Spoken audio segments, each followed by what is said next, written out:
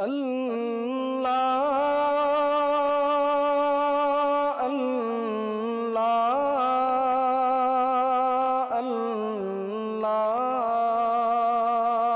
اللہ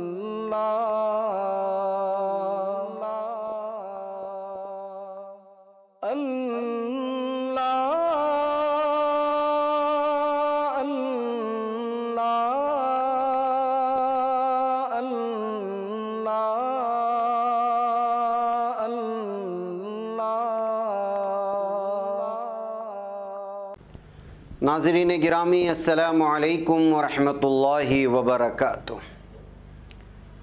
میں ہوں آپ کا میزبان انصار عزیز ندوی، اور آپ اس وقت سیدھی بات چینل کے جاری پروگرام پیغام فرقان کی 120ویں قسط ملاحظہ فرما رہے ہیں۔ ناظرین گرامی، سورہ بقرہ کی آج آیت نمبر 130 کی ہم تفسیر پیش کریں گے۔ آئیے آیت کی تلاوت کر لیتے ہیں۔ اعوذ باللہ من الشیطان الرجیم، بسم اللہ الرحمن الرحیم۔ ومن يرغب عن ملة إبراهيم إلا من سفه نفسه ولقد اصطفيناه في الدنيا وإنه في الآخرة لمن الصالحين۔ ترجمہ ہے، اور ابراہیم علیہ السلام کے دین سے کون منہ موڑ سکتا ہے بجز اس شخص کے جو حماقت کا شکار ہو۔ بلا شبہ ہم نے انہیں دنیا میں امام رشد و ہدایت منتخب کیا، اور آخرت میں وہ یقیناً صالحین کے زمرے میں ہوں گے۔ ناظرین، اب ہم آیت کے ایک ایک حصے کو لے کر اس پر اظہار کریں گے۔ فرمایا گیا وَمَن يَرْغَبُ عَن مِلَّةِ إِبْرَاهِيمَ إِلَّا مَن سَفِهَ نَفْسَهُ، اور ابراہیم علیہ السلام کے دین سے کون منہ موڑ سکتا ہے بجز اس شخص کے جو حماقت کا شکار ہو۔ یرغبو کے بعد اگر عن کا استعمال ہو تو پھر اس سے مراد بے رغبتی اور اعراض ہوتا ہے، جیسا کہ مندرجہ بالا آیت مبارکہ میں ہے، یا جیسا کہ رسول اکرم صلی اللہ علیہ وسلم کا ارشاد مبارک ہے، فمن رغب عن سنتی فلیس منی۔ صحیح بخاری اور صحیح مسلم کی روایت ہے کہ جس نے میری سنت سے منہ موڑا وہ مجھ سے نہیں ہے۔ ملت ابراہیم، ابراہیم علیہ السلام کی ملت سے یہاں مراد دین ہے۔ دین اور ملت میں فرق یہ ہے کہ ملت کی اضافت نبی کی طرف ہوتی ہے، جیسا کہ ملت ابراہیم، جبکہ دین کی اضافت اللہ تعالیٰ کی طرف ہوتا ہے، جیسا کہ سورہ نصر میں آیا ہے وَرَأَيْتَ النَّاسَ يَدْخُلُونَ فِي دِينِ اللَّهِ أَفْوَاجًا، اور آپ نے فتح مکہ پر دیکھا کہ لوگ گروہ در گروہ اللہ کے دین میں داخل ہوتے جا رہے ہیں۔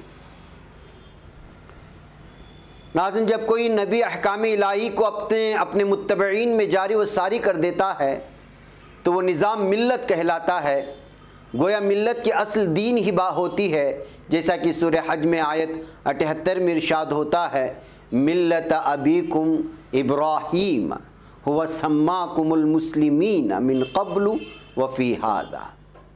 یہ تمہارے باپ ابراہیم علیہ السلام کا دین ہے، اللہ نے اس سے پہلے بھی تمہارا نام مسلم رکھا تھا، اور اس قرآن میں بھی مسلم ہی رکھا ہے، اور دین تو ہمیشہ سے ایک ہی رہا ہے۔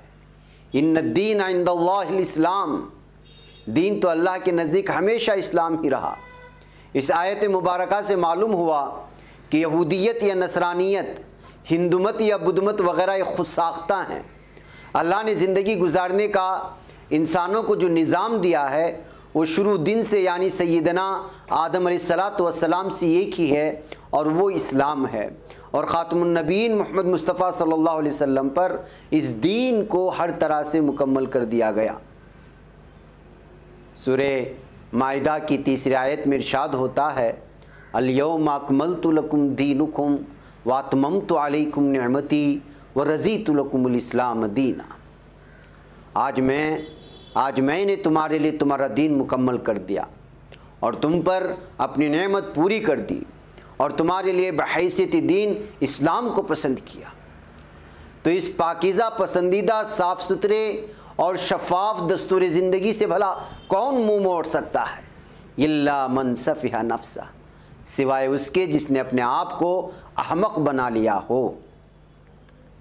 مولانا مفتی محمد شفیع رحمۃ اللہ علیہ لکھتے ہیں، ملت ابراہیمی سے روگردانی صرف وہی شخص کر سکتا ہے جس میں ذرا بھی عقل نہ ہو، کیونکہ یہ ملت عین دین فطرت ہے، کوئی سلیم الفطرت انسان اس سے انکار نہیں کر سکتا۔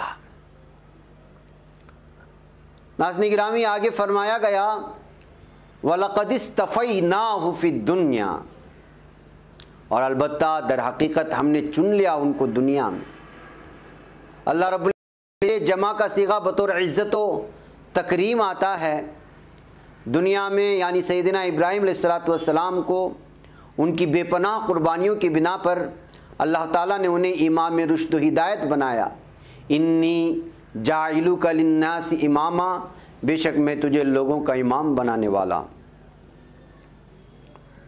اور آگے فرمایا گیا وَإِنَّهُ فِي الْآخِرَةِ لَمِنَ الصَّالِحِينَ، اور بے شک وہ آخرت میں صالحین کے زمرے میں ہوں گے، یعنی آخرت میں ضرور بضرور صالحین میں ان کا شمار ہوگا۔ تفسیر ابن کثیر میں ہمیں اس آیت کی ضمن میں توحید کے دعوے اور مشرکین کا ذکر کے عنوان کے تحت تفسیر ملتی ہے کہ اس آیت میں بھی مشرکین کی تردید ہے کہ جو اپنے آپ کو دین ابراہیمی پر بتاتے تھے، حالانکہ کامل مشرک تھے، جبکہ حضرت ابراہیم خلیل اللہ تو موحدوں کے امام تھے، توحید کو شرک سے ممتاز کرنے والے تھے، عمر بھر میں ایک آنکھ جھپکنے کے برابر بھی اللہ کے ساتھ کسی کو شریک نہیں کیا، بلکہ ہر مشرک سے اور ہر قسم کے شرک سے نفرت کرتے تھے اور ان سب سے بیزار تھے۔ اسی بنا پر قوم سے الگ ہوئے، وطن چھوڑا، بلکہ باپ تک کی مخالفت کی پرواہ نہ کی اور صاف کہہ دیا کہ میں بیزار ہوں اس چیز سے جسے تم شریک کرتے ہو، میں نے تو یکسو ہو کر اپنی تمام تر توجہ اس پاک ذات کی طرف کر دی ہے جس نے زمین و آسمان کو پیدا کیا، میں شرک کرنے والوں میں سے نہیں ہوں۔ ابراہیم علیہ السلام نے اپنے والد کے لیے بھی صرف ایک وعدے کی بنا پر استغفار کی دعا کی تھی، لیکن جب انہیں معلوم ہوا کہ وہ اللہ کا دشمن ہے تو اس سے بیزار ہو گئے۔ وہ رب کی نعمتوں کی شکر گزار تھے، رب کعبہ کے پسندیدہ تھے اور راہ راست پر تھے، دنیا کے بھلے لوگوں میں سے تھے اور آخرت میں بھی صالح لوگوں میں سے ہوں گے۔ یہاں فرمایا گیا اپنی جانوں پر ظلم کرنے والے بے تدبیر اور گمراہ لوگ ہی ملت ابراہیمی کو ترک کرتے ہیں، کیونکہ حضرت ابراہیم علیہ السلام کو اللہ تعالیٰ نے ہدایت کے لیے چن لیا تھا اور بچپن سے ہی توفیق حق دے رکھی تھی۔ خلیل اللہ جیسا معزز خطاب انہی کو دیا گیا۔ وہ آخرت میں بھی سعید بخت لوگوں میں سے ہوں گے۔ ان کے مسلک و ملت کو چھوڑ کر ضلالت و گمراہی میں پڑنے والے شخص سے زیادہ بے وقوف اور ظالم اور کون ہوگا؟ حضرت خلیل اللہ علیہ السلام نے اپنے اولاد کو اور اولاد کی اولاد میں حضرت یعقوب علیہ السلام کو، جو اس وقت موجود تھے، دین اسلام کی استقامت کی وصیت کی۔ اسی طرح یعقوب علیہ السلام نے بھی وصیت کی تھی اپنا اولاد کو۔ وصیت میں امر کی ہوتی ہے کہ جب تک زندہ رہو مسلمان بن کر رہو تاکہ موت بھی اسی پر آئے۔ پھر آگے موت اور ہمارے اعمال کے عنوان سے لکھا گیا عموماً انسان زندگی میں جن اعمال پر رہتا ہے انسان، اسی پر اسے موت بھی آتی ہے، اور جس پر مرتا ہے اسی پر وہ اٹھے گا بھی۔ یہی اللہ تعالیٰ کا دستور ہے کہ بھلائی کے قصد کرنے والے کو بھلائی کی توفیق بھی جاتی ہے، بھلائی اس پر آسان بھی کر دی جاتی ہے اور اسے ثابت قدم بھی رکھا جاتا ہے۔ کوئی شک نہیں کہ حدیث میں یہ بھی ہے کہ انسان جنتیوں کے کام کرتے کرتے جنت میں ایک ہاتھ دور رہ جاتا ہے کہ اس کی تقدیر اس پر غالب آتی ہے اور وہ جہنمیوں کا کام کر کے جہنمی بن جاتا ہے۔ بہرکیف ناظرین گرامی، ان آیتوں سے ہمیں کیا سیکھنے کا موقع ملتا ہے اور کیا حکمت و بصیرت ملتی ہے؟ وہ یہ ہے کہ سلامت اور حماقت کبھی اکٹھے نہیں ہو سکتے۔ ایسے ہی جیسے جہالت اور دانشمندی کا کبھی جوڑ نہیں ہو سکتا یا روشنی اور اندھیرا ایک جگہ ٹہر نہیں سکتے، ٹھیک اسی طرح اسلام تو سلامتی کا راستہ ہے۔ اس کا انکار وہی کرتا ہے جو جہالت و حماقت کے پھندے میں گرفتار ہو۔ نمبر 2 یہ ہے کہ اللہ تعالیٰ کا دین ہمیشہ سے ایک ہی رہا ہے، مگر افسوس کہ خواہشات اور غرور نفس نے انسانوں کو راہ حق سے دور لے جا پھینکا اور مختلف فرقوں اور گروہ بندیوں کا شکار ہو گئے۔ اور شیطان نے ان کے درمیان نفرت و عداوت کی بیج بو دیا، ان کے درمیان جنگ و جدل اور فتنہ و فساد کی چنگاریاں سلگنے لگی۔ نمبر 3 یہ ہے کہ اللہ کے دین کو الاسلام کے نام سے تعبیر کیا گیا ہے، جس کے معنی اطاعت اور فرما برداری کے ہیں، یعنی ہر طرح کی نسبتوں اور گروہ بندیوں سے الگ تھلگ ہو کر صرف اطاعت حق کی طرف بنی نوع انسان کو دعوت دی جائے، اسی میں ان کے لیے دنیا و آخرت کی صلاح و فلاح ہے۔ نمبر 4 یہ ہے کہ مسلمانوں کی ذلت و خواری کا سبب یہ ہے کہ وہ یہود و نصارہ کی طرح فرقہ بندیوں کا شکار ہو چکے ہیں، اور بنی اسرائیل کے علماء کی مانند مختلف ٹولیوں اور جماعتوں میں بڑھ چکے ہیں، جو سراسر دین کی پاکیزہ تعلیمات کے منافی ہے۔ دنیا کی کسی خطے میں خصوصاً بر صغیر میں نظام اسلام نہ آنے کی یہی سب سے بڑی وجہ ہے۔